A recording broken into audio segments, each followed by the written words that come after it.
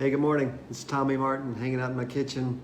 Glad to see you again. Hey, I've got a question for you this morning.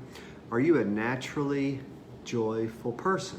Are you this way all the time? Most of us would admit that, hey, we find it hard to be rejoicing or joyful all the time.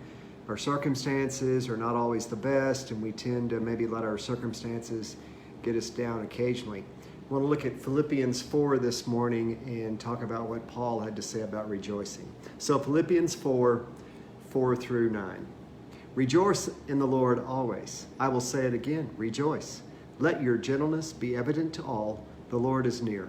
Do not be anxious about anything, but in every situation, by prayer and petition, with thanksgiving, present your requests to God. And the peace of God, which transcends all understanding, will guard your hearts and your minds in Christ Jesus. Finally, brothers and sisters, whatever is true, whatever is noble, whatever is right, whatever is pure, whatever is lovely, whatever is admirable, if anything is excellent or praiseworthy, think about such things. Whatever you have learned or received or heard from me or seen in me, put it into practice, and the God of peace will be with you. So when I read a passage like this, I find it very encouraging to remember that Paul is writing this while he's in Rome under some sort of confinement, either house arrest or an actual prison, and his earthly circumstances seem pretty dire, but yet he's full of encouragement, and therefore I'm encouraged because my circumstances aren't as bad as Paul's. So some of you are looking around and you're watching the news and you're feeling much less than encouraged. In fact, you feel anxious. But somehow, we should be encouraged. Paul gives us some directions. Be gentle to everyone. The Lord is near.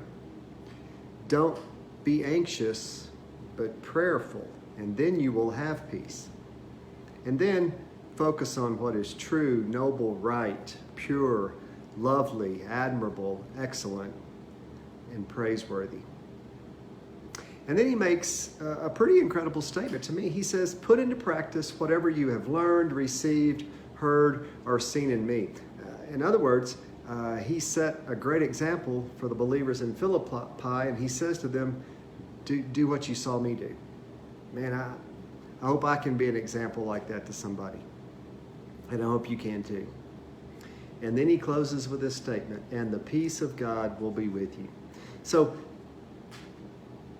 what do you have to rejoice in today?